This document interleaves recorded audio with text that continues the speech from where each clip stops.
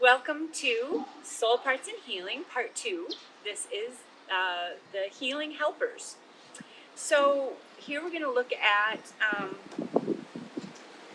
what kinds of healing help, healing modalities, what was the consciousness around healing to our ancestors, and from what it says in the Eddas and the Sagas. So there are a couple of sagas, and I'm going to pop this over here so I can really track. So there's a great ancient ancestral mother, and her name is Groa, which means to grow or she grows. And she was the mother of a hero named Svipdag, or Swift Day. And there are lots of fun things about Groa, but I won't go into those. Eventually, though, she dies. She was a great healer. She was going to heal. She was healing Thor's, the chip of honing stone that was lodged in Thor's brain, and she was getting that out. She was a very famous staff-carrying elder mother and healer. And before she died, she taught her son Svipdag how to get in touch with her after she was dead, so that when he was in his time of deepest need, he could come to her. And that poem is called the Groa Galder. Groa Galder. And in the Groa Galder, Svipdag is saying, he comes to her grave mound, and we aren't told what the ritual was. All we know is it starts with him saying, "Awake, Groa, good woman, awake! At the door of the dead I wake thee. Bear in mind how you told your son that I could come to your grave hill and wake you." And she's like, "Oh my land, what's happening?" And she gets up out of her grave, and she says, "Who is calling my name up?" And he says, "Oh, it's me, your son." And she says that my father's new wife is a cursed and crafty woman, and she says I have to go on this great big journey to the underworld, to the hall of Meglo, the golden drink woman. And of course, Groa, as a seer, a prophet, she already knew he was going to have to do this trip, because it was in his orlog, and she knew about it.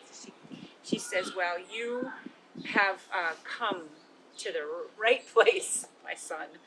She says, he is really kind of freaked out. And she says, "Long is the way and wearisome, but longer man's love lasts, and you'll do it." She says, "You'll do it." He goes, "Well, you have to give me some help, some spells. You promised you'd help me." And she says, "Yes."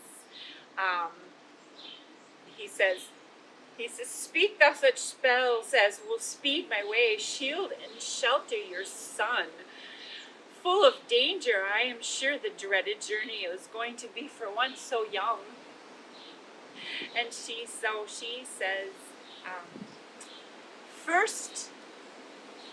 the first spell I give you is the spell Rind gave to Ron, so that you can shake off your shoulders that which shocking seemeth, and bring yourself back into yourself. So this is a wisdom that Groa gives, that we can make use of.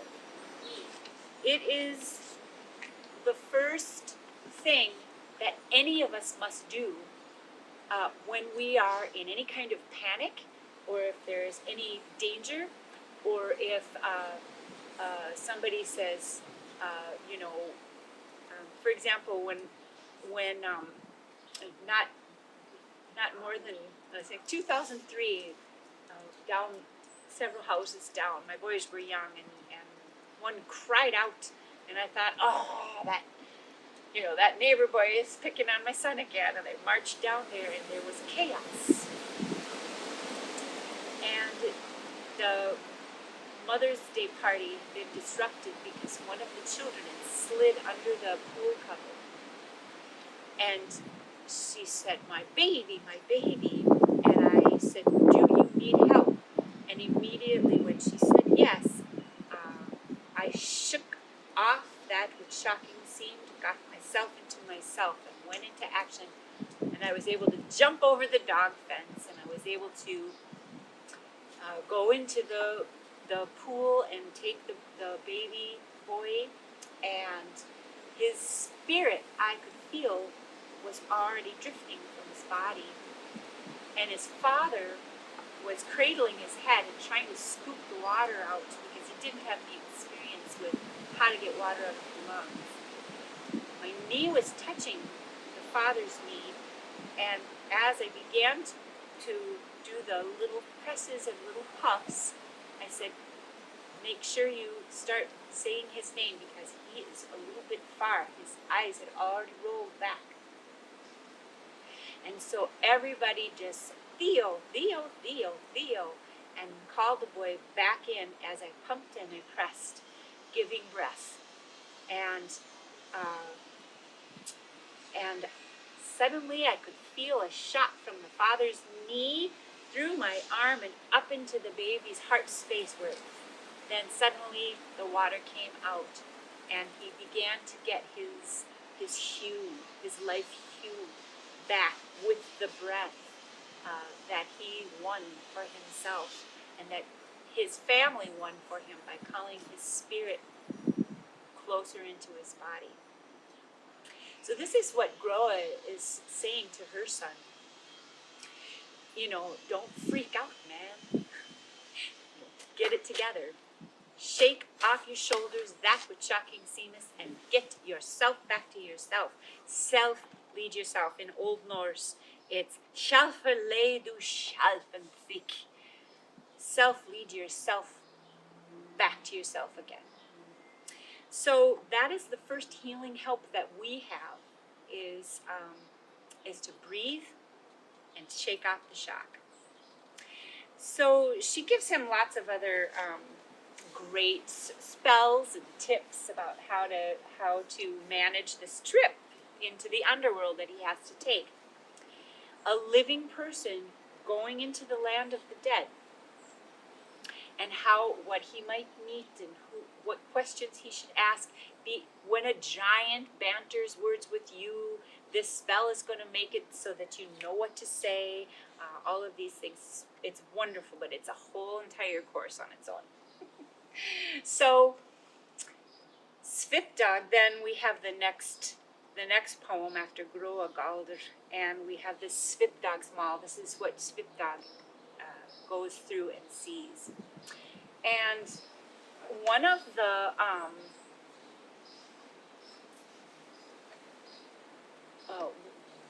where his goal is to get to the hall of Menlo.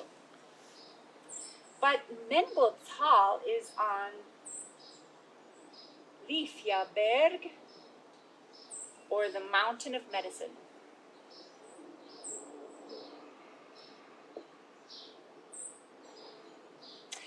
And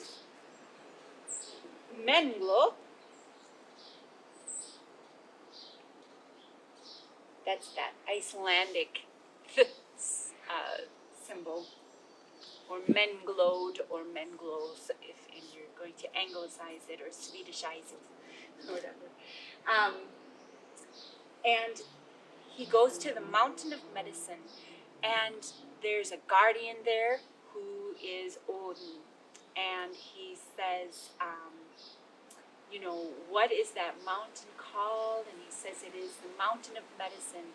And no woman who climbs the Mountain of Medicine will be denied healing. And that's such a thought, that we need to ask for healing ourselves, and we need to do the work of climbing that mountain of medicine to attain it. And he says, who are those maidens that sit around Menglov? And they are basically the, these goddess names, or these 9, he says these who sit sisterly wise around, these men will. And there are 9 of them, of course, because we love 9 in our culture. So, but the numbers 1 and 2 are called Hlif and Hlifrasa, whose names translate to breath and life, and then breath and life despite.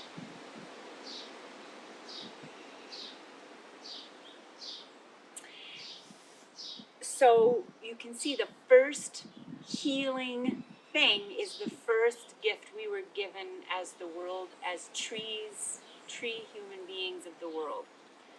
Breath. Hlif, breath, and hliftrasa, breath despite. So I think about hliftrasa in that story that I told about the little baby who was drowned, that hliftrasa was that goddessly element that came in and gave him breath despite the fact that he hadn't taken breath, that his lungs were full of water. That's the energy of I'm giving breath, and breath despite came through. People who are working with the coronavirus now are going to need to connect with that healing help of breath despite. People with asthma, people with allergies, breath despite that it's blocked. So that's a healing help that we have on a mythic level in those first 2 names of those goddesses that live in the Golden Hall on the Mountain of Medicine. The next goddess name is Thiodvara, whose name translates to folk protector. And so Thiodvara is the kind of healing help that comes in the form of understanding inherited diseases or inherited dysfunctions that we're trying to heal, or inherited cultural griefs that we're trying to heal. Thiodvara is part of that. Is part of that kind of healing. Is a help entity that we can connect with. And so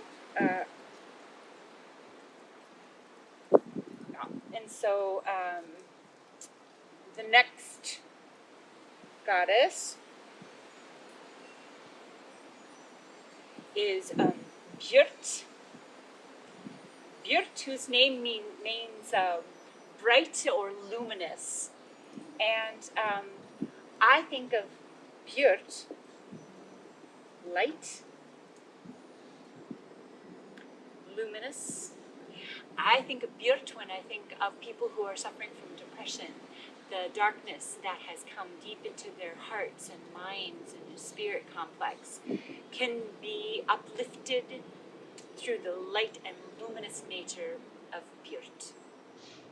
So bright and luminous can work, as I said, with depression, with dark thoughts, or to illuminate where the healing needs to happen. If you are in a situation where you're not certain what the essence of the problem is, you can ask Björt to illuminate it for you. I also think about Björt in terms of the laying on of hands, the healing light that comes through our hands. Norwegians have a very strong belief in the laying on of hands. In fact, there is a man who is kind of famous for it, who I still believe is alive today, but who people have have actually relatives of mine have suggested that I might want to study with him, but I won't be going to Norway anytime soon. But anyway, so bright and luminous, that light of healing light that comes, Bjort. The next goddess name, Bleik, which means bleached, clean. That's one that Nordic people really understand. We are all over the cleanliness thing. We are very, I was the product of generations of Norwegian farm women. And so cleanliness is not just next to godliness, but rather, my grandmother used to say, the state of your kitchen mirrors the state of your soul. And so this idea that things that are clean and well-mended clothing, even Odin in the Havamal, those words of wisdom that he gives, he says, when you go to a festival, you don't have to worry that you aren't the best dressed. As long as you have clean and well-repaired clothes, you have nothing to be shamed about. That's like my mom's telling me, right? I mean, she told me that all the time. It's amazing. And so that's a very important thing. And then another thing he says is a welcome cup and a towel and a prayer are to start every feast, every time that you sit down. You should wash. Norse people were very, very, very fastidious, cleanly people, all the way into the Viking era. This idea of dirty and unkempt, Vikings is a false propaganda and Hollywood imagination. They were extremely careful. They washed every Saturday, and this is in the different sagas and histories, especially in the Anglo-Saxon histories, because the Anglo-Saxons were Christianized early and thought that the body was a sinful shell and shouldn't be washed. You should keep your clothes on when you bathe, stuff like that. Very early on stuff, and they were like, and these Norsemen come in and they're all clean and they've got every grave had comb, even a mustache comb, and ear spoons to clean out the wax out of your ears. And he said, and they're stealing all our wives because they're so clean. The wives want to go with them, you see. But this idea of clean, bleached clean in terms of healing too. The healing place was always the bathhouse. The badehuset, the sauna, the pirts, this bathhouse place where Bleik is the ruling goddess of cleanliness, of scrubbing things clean. So that's a big piece of healing in Norse tradition. And when I in sort of healing specific things, I think about the Bjort maybe illuminating the places that Bleak can come in and clean. Think of these goddesses as working together as a complex. We like to think of things as separate, individual from each other, but that isn't how our ancestors saw them, as you can guess by now. So then there are two more goddesses that, for me, work in tandem together. Blid and Frith, which means blithe, which means joyful, and Frith, which means peace. So joy and peace. A kind of joyful, though, that is gentle. So Blid also means gentle. Both of these goddesses work their way into the language with Frid as meaning peace still today in Scandinavian language, and Blithe as in the Anglo-Saxon word blithe, or the name, the blithe or blithe spirit, some spirit that is joyful despite all of the goofiness around it. That's a play. I can't remember who did that play, Blithe Spirit. But anyway, so blithe is the kind of gentleness that comes in and smooths the brow. She calms the sick and weary. She speaks soothing words and sings the healing songs. I think calling on her when the emotional healing gets really harsh is really important. It's important to know that we have a source of healing that is gentle.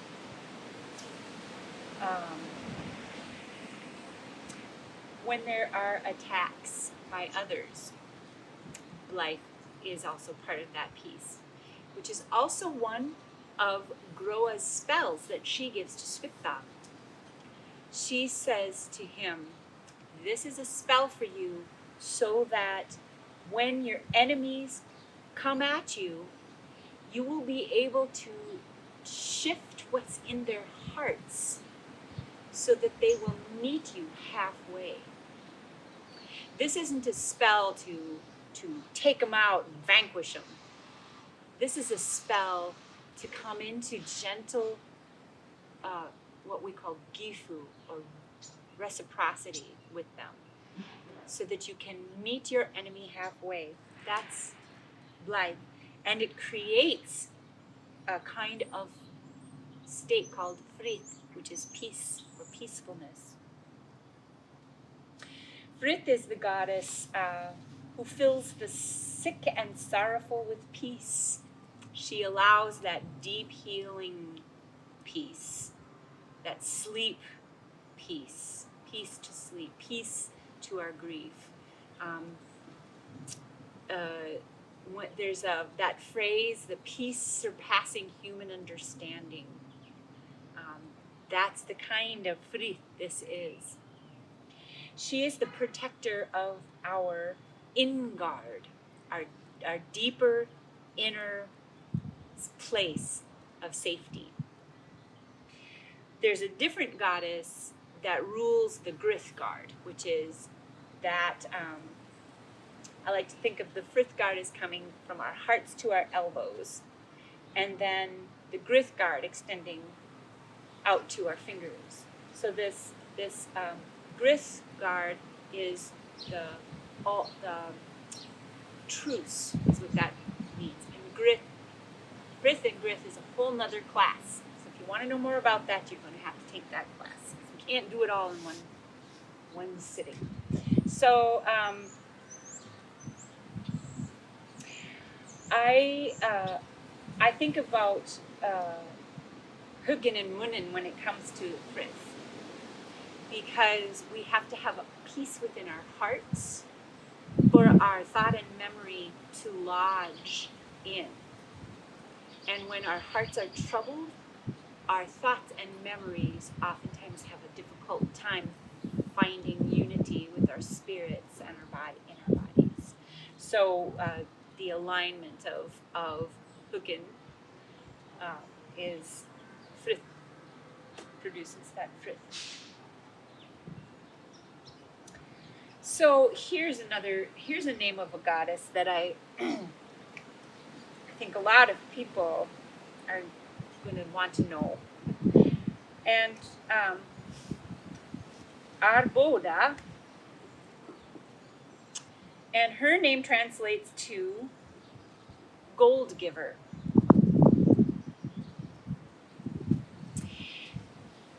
There is an understanding our integrated self so thoroughly that we understand that fiscal health is important to the whole health. So this is something that we're talking about a lot during the coronavirus, the balance of health strands. It isn't that physical health is unimportant. It's got its own goddess name. And we as Nordic people understand how important it is for us to have our basic needs met. In education, they talk about Maslow's hierarchy of needs, that the lowest needs you have to fill for children in order for them to be able to learn is that they have to feel safe.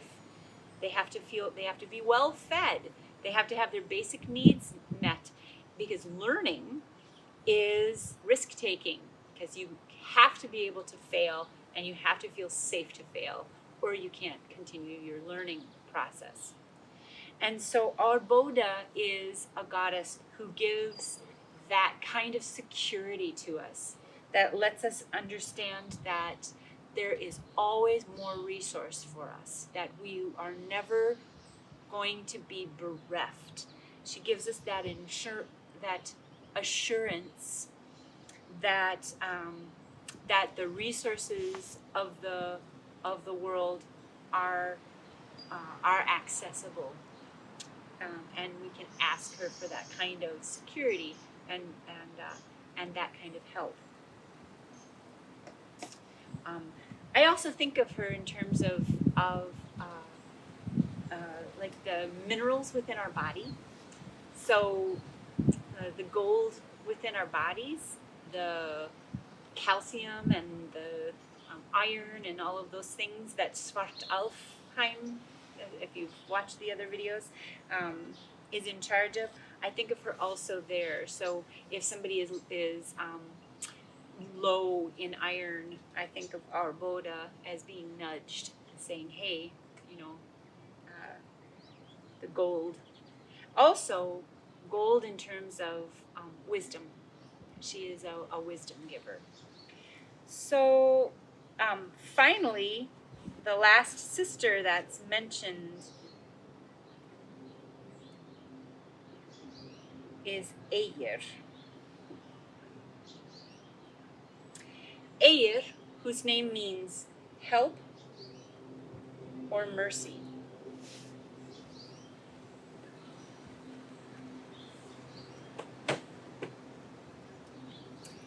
Now, if you ask sort of people who practice Osatru or heathenry, who the healing goddess is, they'll all automatically say Eir, because she's the most well-known of all of this group, because she's the deliverer of medicine. She's the physician. She's the one who processes the healing remedies that the sisters all come up with and delivers them. So she also shows up as listed as a Valkyrie. Oops, can't write that. The Valkyries are the choice women. They come on the battlefield and to choose who will live or die. And Eir, and along with Skuld, the Norn of Should, are listed as Valkyries. They come on the battlefield, and Skuld decides who should and shouldn't live, and Eir helps or dispatches with mercy those who should live or should die.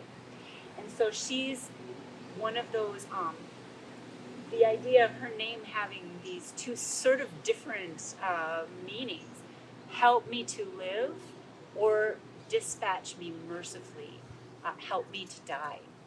Help me to die without pain, help me to die with my soul parts intact, help me to die with my consciousness and my hug and mun aligned, help me to die in a merciful way.